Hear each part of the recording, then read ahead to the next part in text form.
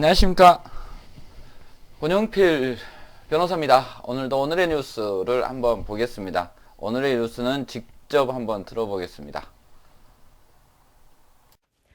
민간이 직접 사람들을 모아서 아파트를 짓는 지역주택조합이 많은데 여러 곳에서 잡음이 나고 있습니다. 조합원으로 가입했다가 돈만 떼이고 손해를 볼 수 있어서 잘 따져봐야 합니다. 한상우 기자의 보도입니다. 지난 2018년 김모 씨는 시세보다 훨씬 싼 2억 원대에 인천에 집을 마련할 수 있다는 광고를 받습니다. 땅을 직접 안 사더라도 조합원으로 가입해 집을 받는 지역주택조합이었습니다. 가입하고 3년 동안 계약금과 중도금으로 모두 9천만 원을 냈는데 갑자기 지난해 조합원 자격이 없다는 등기 우편을 받았습니다. 가입 직전에 잠시 타지로 주소를 옮겼던 걸 문제 삼으며 4천만 원은 수수료로 떼고 5천만 원만 받아가라고 통보했습니다. 조합 총회를 몇 번 열어서 참석도 했고 부적격자라는 이런 말은 이런 방구도 없었고요. 3년 6개월 정도가 지난 다음에 어느 날 갑자기 우편으로서 부적격자라는 통보가 왔더라고요. 문제가 있으면 저희가 가입을 했겠습니까? 그런데 조합은 조합원 명단에 한 번도 김 씨를 넣지 않았던 걸로 확인됐습니다. 조합원 명단을 했고 거기 명단에 없는 거죠. 원래 자격이 안 돼가지고. 처음부터 자격이 안 되는 걸 알면서 가입을 받은 거라고 김 씨는 의심하지만 조합은 계약대로라는 말만 되풀이합니다. 서울 동작구의 한 지역주택조합은 7억 원 안팎의 분양가를 제시하며 조합원을 모집했습니다. 그런데 최근 착공을 앞두고 한 집당 7억 원을 더 내라고 통보해 말썽입니다.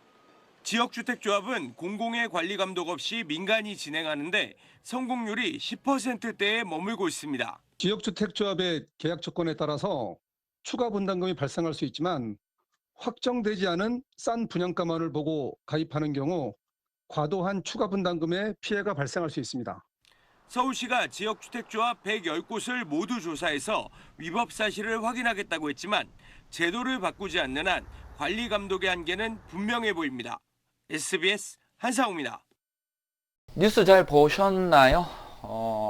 지역주택조합은 가끔이 아니라 상습적으로 이렇게 하는 경우가 많습니다.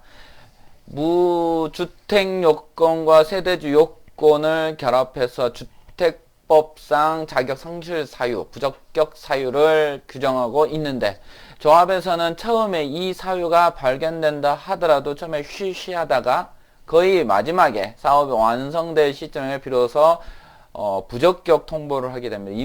이는 처음부터 부적격 통보를 하면은 그 사업 자금이 빠져나가기 때문에 처음에는 알고 있다고 하더라도 그대로 두고 사업 말미 이제 거의 대부분 사업이 지어서서 누구나 들어오고 싶어하는 그쯤 바로 부적격 통보를 하고 새로운 조합원을 더 많은 금액을 받고자 합니다.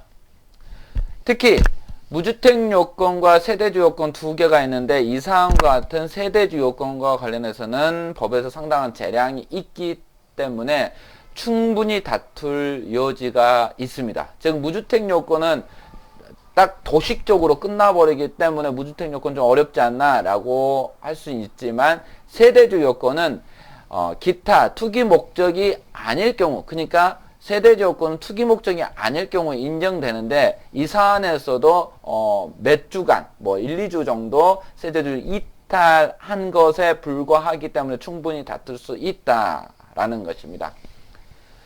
이걸 가지고 조합원은 무주택 아니면 세대주 요건 이 부적격 통보를 너무 늦게 했다라고 이유로 신의칙 위반을 주장할 수는 없습니다. 다만 늦게 한 만큼 이제 재량의 여지가 그리고 그 규정의 적용을 굉장히 엄격하게 해야 되고 승소 가능성이 굉장히 커집니다.